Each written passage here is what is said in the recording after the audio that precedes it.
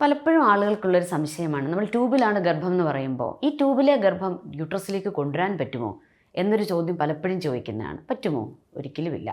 കാരണം എന്താണെന്ന് വെച്ചാൽ അതിനകത്ത് പ്രധാനമായിട്ട് നമ്മൾ മനസ്സിലാക്കിയിരിക്കേണ്ട ഒരു കാര്യം, ട്യൂബ് അല്ലെങ്കിൽ അണ്ടവാഹിനി കുഴൽ എന്ന് പറയുന്നത് ഗർഭപാത്രത്തിൻ്റെ രണ്ട് സൈഡിലുമുള്ള വളരെ നേരിയ നേർത്ത രണ്ട് അവയവങ്ങളാണ്. നമുക്കൊരു ഈർക്കിലിൻ്റെ ഘനം മാത്രമുള്ള രണ്ട് അവയവങ്ങളാണ്.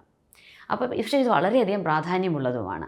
ഈ അണ്ടവാഹിനി കുഴലിലാണ് എല്ലായ്പ്പോഴും സ്ത്രീകളുടെ ബീജസങ്കലനം നടക്കുന്നത്, അല്ലെങ്കിൽ ഫെർട്ടിലൈസേഷൻ നടക്കുന്നത്. ഈ അണ്ടവാഹിനി കുഴലിൻ്റെ ആംബുള്ള എന്ന് പറഞ്ഞൊരു ഭാഗമുണ്ട്.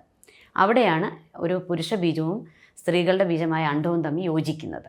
ഈ അണ്ടം വരുന്നത് ഓവറിയിൽ നിന്നാണ്. അപ്പോൾ ഇവർ രണ്ടുപേരും കൂടി യോജിക്കുന്നത് ഈ ട്യൂബിൽ വെച്ചിട്ടാണ്. അപ്പോൾ ഈ ട്യൂബിന് എന്തെങ്കിലും ബ്ലോക്കോ ട്യൂബിൻ്റെ ചലനശക്തിയിൽ എന്തെങ്കിലും അപാകതകളോ ട്യൂബിന് എന്തെങ്കിലും പ്രശ്നങ്ങളുണ്ടെങ്കിൽ നിർഭാഗ്യവശാൽ ഈ ട്യൂബിൽ തന്നെ ഇതിരുന്ന് ഒട്ടിപ്പിടിച്ച് വളരും. അതാണ് ട്യൂബൽ പ്രഗ്നൻസി അല്ലെങ്കിൽ എക്ടോപിക് പ്രഗ്നൻസി എന്ന് പറയുന്നത്. അപ്പോൾ ഇങ്ങനെയുള്ളപ്പോൾ ഇതിനെ നമുക്ക് യൂട്രസിലേക്ക് യാത്ര ചെയ്യിച്ച് കൊണ്ടുവരാനും ഒരു നല്ല ഗർഭമാക്കി വളർത്തിയെടുക്കുവാനും ഒരിക്കലും സാധ്യമല്ല. പക്ഷേ ഇത് വളരെ നേരത്തെ കണ്ടുപിടിക്കേണ്ട ഒരു കാര്യവുമാണ്.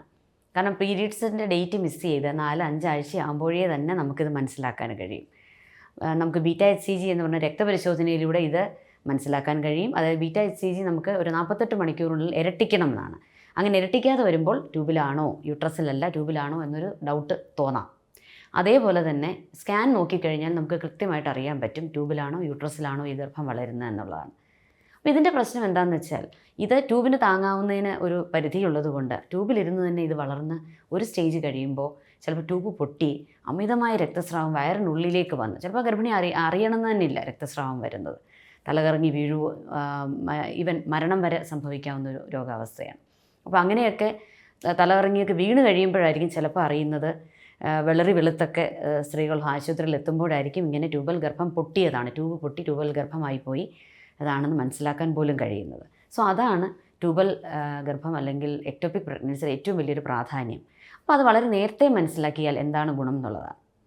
നമുക്ക് ഈ രക്തപരിശോധനയിലൂടെ തന്നെ നല്ല രീതിയിൽ ഒരു ഗൈനക്കോളജിസ്റ്റിനെ കണ്ടു കഴിഞ്ഞാൽ നേരത്തെ മനസ്സിലാക്കാൻ പറ്റും. അപ്പോൾ രക്തപരിശോധനയിലൂടെ മനസ്സിലാക്കി കഴിഞ്ഞാൽ നമുക്ക് മെഡിക്കൽ മാനേജ്മെൻറ്റ് മെഡിസിൻസ് കൊടുത്തതിന് ഇതിനെ അലിയിച്ച് കളയാൻ പറ്റും. രണ്ടാമത് ഇതിനെ ലാപ്രോസ്കോപ്പി അല്ലെങ്കിൽ കീഹോൾ ശസ്ത്രക്രിയ ചെയ്ത് ട്യൂബിനകത്തുനിന്ന് ആ ഭാഗത്തുനിന്ന് മാത്രം ഈ ഗർഭത്തിനെ എടുത്തു കളഞ്ഞ് ക്ലീൻ ചെയ്ത് ട്യൂബിനെ നമുക്ക് പഴയപടി സൂക്ഷിക്കാൻ കഴിയും.